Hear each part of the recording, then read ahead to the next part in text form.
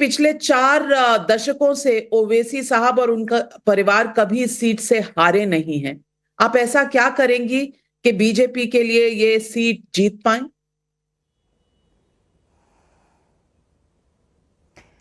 नाविका जी, पहली बात तो ये है कि इतने सालों से जो सच को बाहर निकालने के मौके मैं ढूंढ रही थी, ऐसा लगा कि मुझे भगवान ने बीजेपी पार्टी की तरफ से मोदी भाई के रूप में ये मौका दे दिया है, ताकि उन सारे सच मैं बाहर निकालूं, इस देश के सामने रख सकूं। और दूसरी बात, वो जीतते आए हैं। मुख्तार अंसारी जी तो भी जीतते आए ना, तो बताइए क्या फर्क रहेगा दोनों में। ये लोग ऐसे ही करते हैं, दंगा फसाद करते हैं, लोगों को डराते हैं, बोगस वोट्स निकाल लेते हैं और इसी प्रकार से वो लोग जीतते हैं। हमारे पास तकरीबन 2000 पोलिंग बूथ है, वहाँ में ऑलमोस्ट 1100 तक माइनॉरिटी बूथ्स है। कल मैं चंद्रायण गुट्टा, जो एक असेंबली कॉन्स्टिट्यूएंसी है, वहाँ पे पदयात्रा कर रही थी, तो वहाँ हमने एक बूथ को पकड़ लिया है जिस बूथ में लोग रहते हैं, घर के अंदर पोलिंग बूथ। सुनिए तो सही, आप कभी कहाँ देखा ऐसा होते हुए? घर के अंदर पोलिंग बूथ, जिस घर में लोग निवास रहते हैं, वो घर का बाजू का घर एमआईएम का कॉर्पोरेटर का घर है। अब बताइए आप किस प्रकार से सच्ची और जस्टिस, धर्मबद्ध पोलिंग हो सकता है? ऐसा पोलिंग से तो कोई भी जीत सकता है जी। अब ये सब हम बाहर निकाल रहे हैं ना, तो अब की बार देखते हैं कौन सी बड़ी जीत हासिल करेंगे वो भी।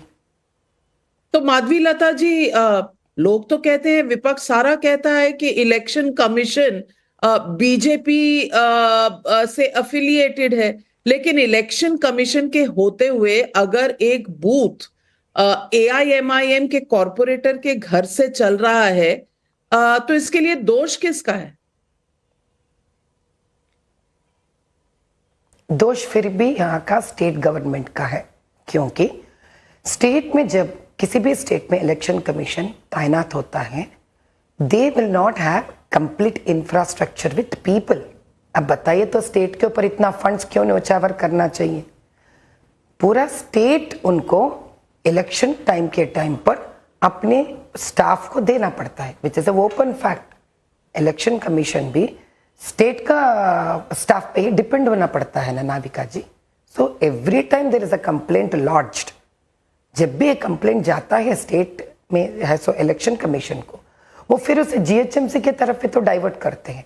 अब मैं ये बताती हूँ आपको, जब हम जाते हैं ये कहने के लिए साहब यहाँ पे ये प्रॉब्लम है, वहाँ पे वो प्रॉब्लम है, वो हमसे ये उम्मीद करते हैं कि 1000 या 1100 का माइनॉरिटी बूथ में जहाँ पे गफला हो रहा है, हम उसका रिपोर्ट बनाकर उनको दे। तो उनका स्टाफ क्या कर रहे हैं बताइए आप?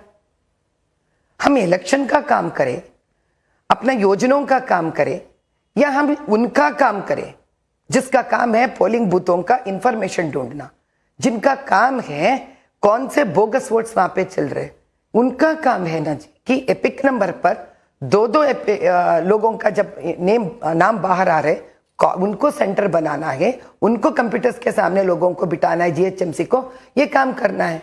बार बार वो लोग हमसे क्यों पूछते हैं आप इंफॉर्मेशन दो, आप इंफॉर्मेशन दो? तो हमारा यही काम है कि लोगों को इकट्ठा करें पार्टी से, हम उनका पोषण करें, हम भी जाएं कौन सा पोलिंग बूथ कौन सा है, कौन सा पोलिंग बूथ कौन सा है।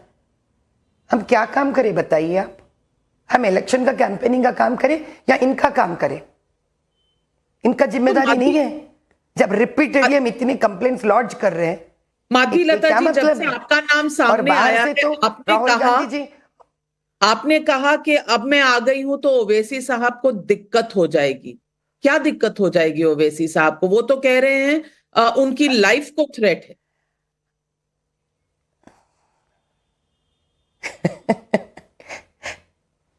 वो लाइफ थ्रेटन कहां से लेके आ रही इंफॉर्मेशन? सोशल मीडिया से। मेरा सोशल मीडिया तो भरा पड़ा हुआ है थ्रेट से, भरा पड़ा हुआ है नाविका जी। सोशल मीडिया में तो जो मन में आए आते बोलते रहते। अरे मेरे सोशल मीडिया में तो उनके तैनात के लोग होंगे जो मेरा हॉस्पिटल तक धमकी देते हैं, धमकी देते हैं कि इनके हॉस्पिटल पे ये करेंगे वो करेंगे, मत जाना इनके हॉस्पिटल को, ये लेडी ऐसी है वैसी है, देख लेंगे इनका, आके तो देखो हमारे इलाकों में। हमने तो कभी इनके बारे में बात नहीं की। जो साहबजादे जी, जो असाउद्दीन जी मुख्तार अंसारी से दोस्ती कर सकते हैं, आईएसआईएस से दोस्ती कर सकते हैं, जिनके ऊपर वक्फ बोर्ड के सच्चाई बाहर निकालते हैं, सियासत के न्यूज़ और पेपर के जर्नलिस्ट पे खुल्लम खुल्ला वो लोग मार सकते हैं, पीट सकते हैं। अब बताइए साहब, उसके ऊपर कोई क्या कर सकता है? सोशल मीडिया के बेसिस पे बोल रहे हो ना, धमकी वाली बात। ये तो मेरे उम्मीद से तो बहुत नीचे गिर गया असदुद्दीन जी। मैं सोचिए तो काफी दिलेर इंसान है, काफी गट इंसान है। एक स्त्री होकर मैंने आज तक कभी सोशल मीडिया के धमकियों के बारे में बात नहीं किया है। सोशल मीडिया का क्या है जी? तब तो उनसे भी कहीं दुगना मुझे आ रहे हैं। माधवी लता जी, आपको फायर ब्रांड लीडर कहा मतलब जाता वाली है, बात नहीं है। आपको फायर ब्रांड लीडर कहा जाता है, और वहां हैदराबाद में भाईजान भी फायर ब्रांड लीडर हैं। बल्कि वो असदुद्दीन ओवैसी जी खुद नहीं, उनके फायर ब्रांड छोटे भाई भी हैं, जिनकी एक तकरीर बहुत फेमस हुई थी, 15 मिनट के लिए पुलिस हटा दो। अब आप इन दोनों के खिलाफ कैसे लड़ेंगी? इन दोनों के खिलाफ इसलिए मैं लड़ सकती हूँ क्योंकि ये लोगों का हिम्मत है झूठ, ये लोगों का हिम्मत है लोगों को दर्द पहुंचाना, ये लोगों का हिम्मत है मजहब को गाली देना, ये लोगों का हिम्मत है लोगों को बांटना, ये लोगों को हिम्मत है गरीब को और गरीबी में ढकेल देना। अगर ये हिम्मत से वो लोग राजनीति को चला सकते हैं तो क्या हम सच्चाई से राजनीति नहीं चला सकते नाविका जी? हम तो कभी किसी मजहब के बारे में गलत बात नहीं करते, हम किसी के दिल को ठेस नहीं पहुंचाते, हम गरीबों के साथ काम करते हैं। आज हम पॉलिटिक्स में आए जी तो 20 साल से तो हम उसी गरीबों के साथ हैं ना। हम उनको खाना बांट रहे हैं, उनका रेशन बांट रहे हैं, उनको हेल्थ फ्री में दे रहे हैं, 1008 नॉर्मल डिलीवरीज पसमंदा मुसलमान औरतों के लिए कर रहे हैं। मोदी भाई जो योजना लेके आए उनको लोगों के बीच में लेके जाने के लिए हम बेहद कोशिश कर रहे हैं। हमको इस झूठ की सहारा नहीं चाहिए। अगर झूठ के सहारे पर कोई जीत सकता है तो सच के सहारे पे और कितना जीत हो सकती है?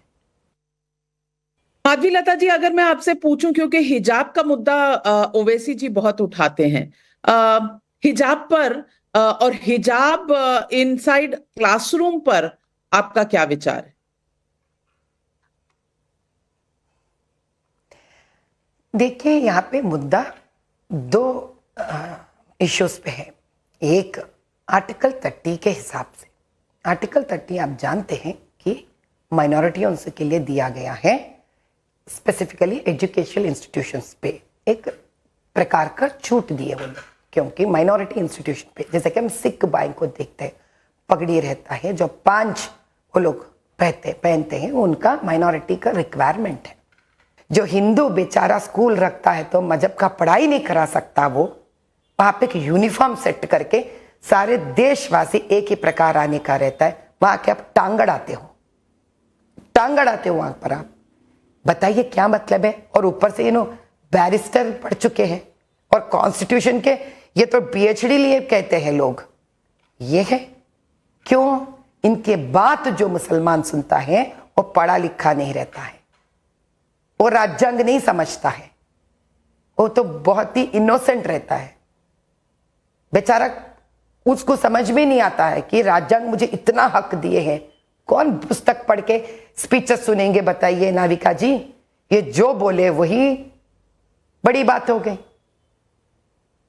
ये मुद्दा गलत है, ये मुद्दा बहुत गलत है। ये लोगों में गलत मैसेज भिजा रहे हैं, गलत संदेशा भिजा रहे हैं, भड़का रहे लड़कियों को। मैं इसका आपको उदाहरण भी देती हूं। मैं कॉलेज का नाम लेना नहीं चाह रही। जब प्रधानमंत्री जी वुमेन्स डे का घोषणा करे थे तो मैं स्वयं एक लोकसभा पार्लियामेंट के असेंबली कॉन्स्टिट्यूएंसी में मैंने पूरे मुसलमान बच्चियों को एकत्रित करे थे हिजाब से प्रधानमंत्री जी का मैसेज सुनने के लिए। तब वो बच्चे मुझसे यही सवाल करे थे जो आप करें मुझसे। जब प्रधानमंत्री इतने अच्छे हैं तो क्यों हमको हिजाब पहनने से मना करते, जो क्यों हम स्कूल्स में हिजाब नहीं पहन सकते? तब मैंने आर्टिकल 30 समझाई। पता है वो लोग क्या करे, कहे मुझसे, हमको तो इसके बारे में मालूम ही नहीं है। तब तो ये सही है, जब हमको आर्टिकल दिया गया है 30, तो मदरसों में हिजाब पहन के जाना चाहिए और वहां एक सुकून से पढ़ना चाहिए। उनको उनका सोच विचार को ये खराब कर रहे हैं, उनके सोच विचार को गलत रास्ते पे लेके जा रहे हैं। ओवैसी साहब कहते हैं कि आप मुस्लिम विरोधी हैं और वो बताते हैं कि चाहे 2014 का चुनाव हो, चाहे 2019 का चुनाव हो, 8% से ज्यादा मुसलमानों ने बीजेपी के लिए वोट कभी नहीं किया। तो एक तरफ ओवैसी जी हैं, एक तरफ बीजेपी की कैंडिडेट आप हैं। दोनों के ऊपर इल्जाम यही है, वो हिंदू विरोधी हैं, आप मुस्लिम विरोधी हैं। क्या जवाब देंगे जो लोग ये कहते हैं उन? नाविका जी, आपने कभी मेरे चैरिटेबल ट्रस्ट के वेबसाइट्स आपने देखे हैं? तो प्लीज कृपया करके मेरे लिए 2 मिनट का तकलीफ उठाकर मेरे वेबसाइट्स ढूंढिए। 20 सालों से शायद मैंने मुसलमानों के साथ ज्यादा वक्त गुजारा है, शायद मैं पसमंदा औरतों को ज्यादा किया है काम और उनके लिए बेनिफिट्स भी। मोदी भाई जब मुझे चुने थे, एकमात्र यही सोच से चुने थे मुझे कि मुझे और मेरे मन में हिंदू और मुसलमान में कोई फर्क नहीं है। ये तो ओपन इंफॉर्मेशन है, खुला इंफॉर्मेशन है। परसों भी मैं रमजान को अपने शिया भाइयों के साथ हजरत अली जी की जयंती पे मनाने में गई थी।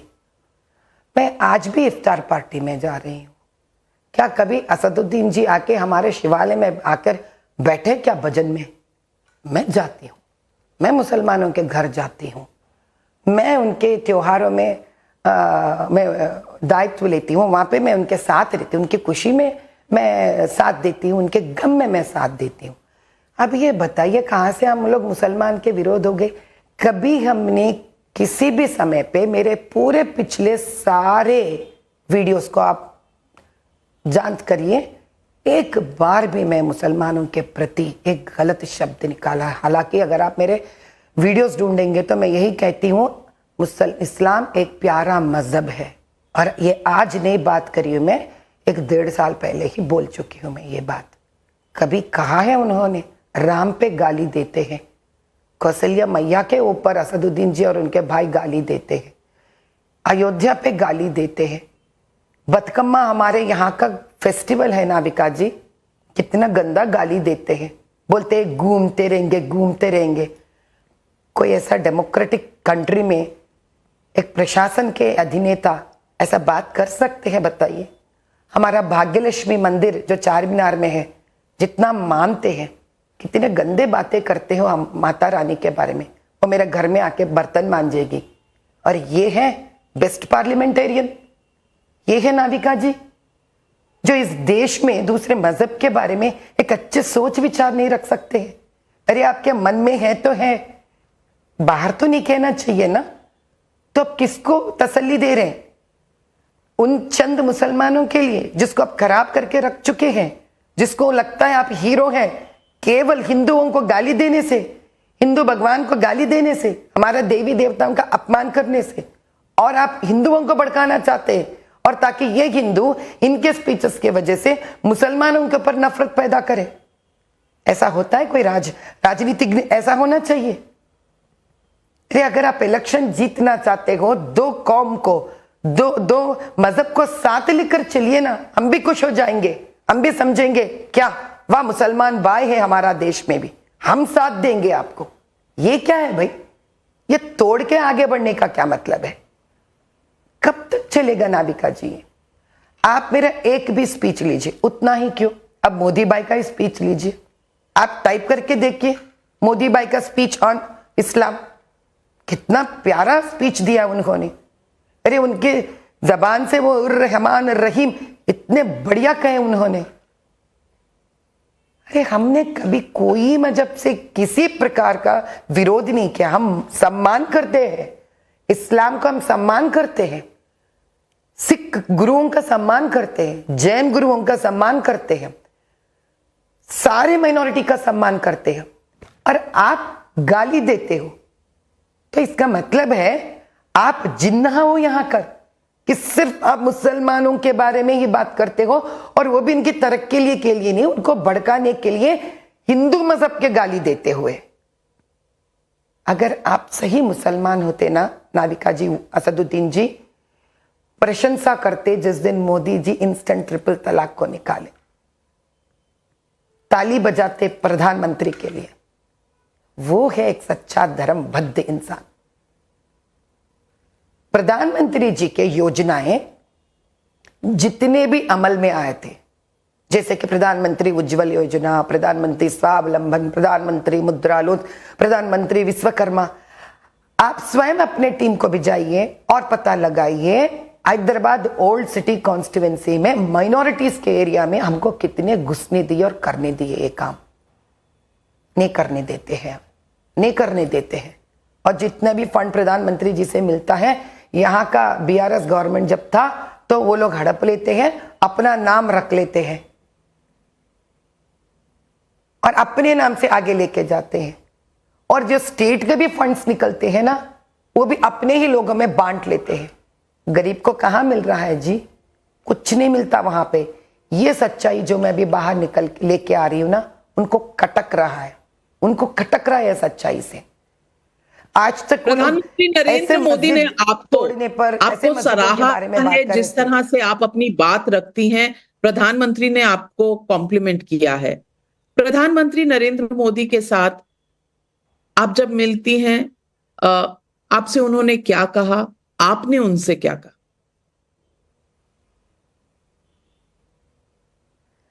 वो मुझे सिर्फ एक बार मिले थे, वो भी मुझे ये नॉमिनेट करने के बाद, हैदराबाद लोकसभा पार्लियामेंट को नॉमिनेट करने के बाद, वो जब मलकाजी गिरी, जो हमारे और एक लोकसभा पार्लियामेंट कॉन्स्टिट्यूएंसी है, तब मैं तो सिर्फ उनसे 20-25 सेकंड के लिए मिली थी। तो बस मैंने हाथ जोड़कर उनसे कहा है, प्रधानमंत्री जी अब की बार हैदराबाद हमारा है। उससे ज्यादा तो मुझे टाइम नहीं मिला प्रधानमंत्री जी से मिलने। जो एक आम इंसान को जितना मिलता है, मुझे भी उतना ही मिला है। उन्होंने आपके बारे में ट्वीट किया तो आपको कैसा महसूस हुआ?